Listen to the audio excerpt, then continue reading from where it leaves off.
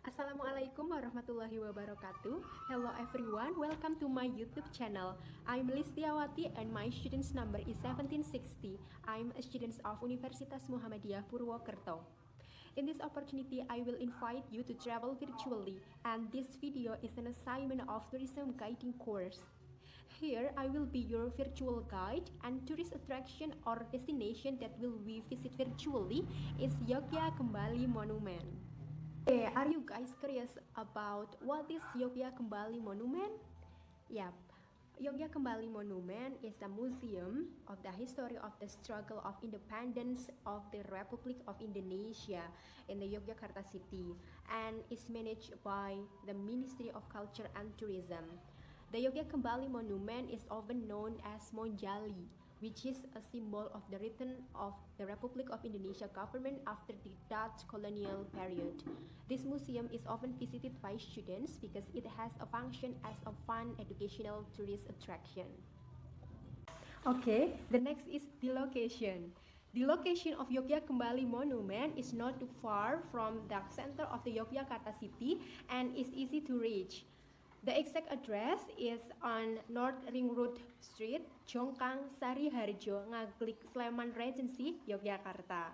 The distance traveled from downtown Jogja to the Yogya Kembali Monument is about 7.7 kilometers, and the travel time for a normal two-wheeled vehicle from the center of Jogja to the Yogya Kembali Monument is only about 21 minutes. If you are confused with the location of Yogya Kembali Monument, you can easily access it on the Google Map by typing Monjali. Then you follow the route sign. Okay, the next is about the history. The Yogya Kembali Monument was built on 29 June 1985 with the traditional burial ceremony of buffalo head and the laying of the first stone by Sri Sultan Hamengkubuwono IX and Sri Paduka Paku Alam VIII.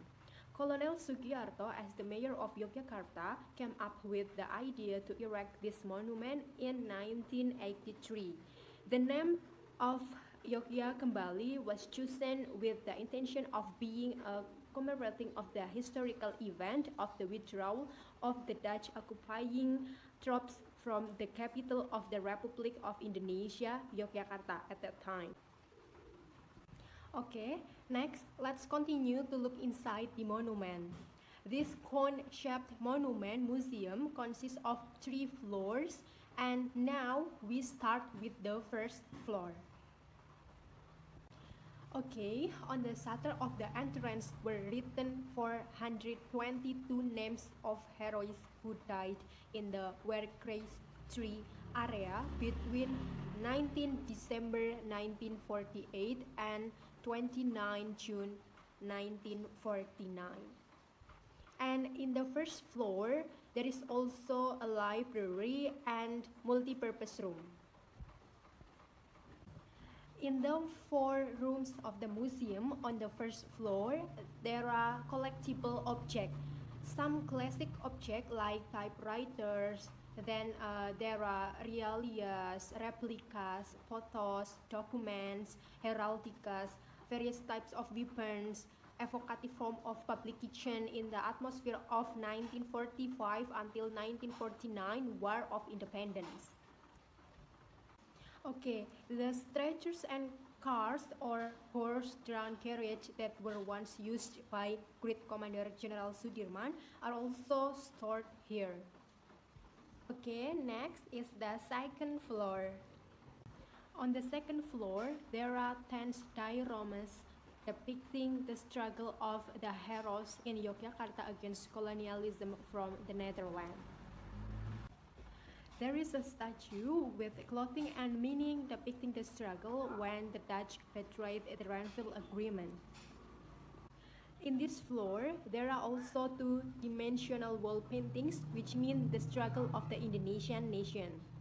And this is also the example of dioramas in the Yogya Kembali Monument. Okay, the next is the third floor.